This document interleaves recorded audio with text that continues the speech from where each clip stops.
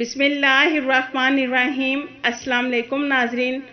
سعودی عرب کے شہر جدہ پر حملے کی کوشش، سعودی عرب کا ساحلی شہر بڑی تباہی سے محفوظ رہا۔ ناظرین، سعودی عرب میں ہفتے کی صبح ساحلی شہر جدہ پر حملے کی کوشش کو ناکام بنا دیا گیا۔ سعودی خبرساز ایجنسی SPA کے مطابق وزارت دفاع نے بیان میں کہا ہے کہ ایک غیر متعینہ دشمن کے جدہ کی سمت فضائی ہدف کو راستے میں روک کر تباہ کر دیا گیا۔ وزارت دفاع نے جاری بیان میں مزید تفصیل نہیں بتائی اور نہ ہی یہ بتایا گیا ہے کہ اس حملے کے پیچھے کون ہو سکتا ہے۔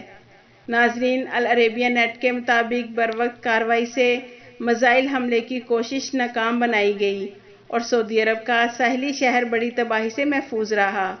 یاد رہے ناظرین کہ وزارت دفاع کے ترجمان نے منگل کو کہا تھا کہ بحیرہ احمر میں جمبو ساحل کے قریب کوسٹ گارڈز نے حوثیوں کی دھماکہ خیز ریموٹ کنٹرول کشتی کو تباہ کیا ہے۔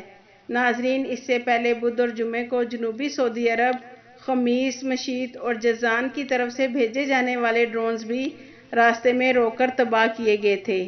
الحمدللہ سعودیہ کا ساحلی شہر جدہ بڑی تباہی سے محفوظ رہا۔ آپ کے قیمتی وقت کا شکریہ۔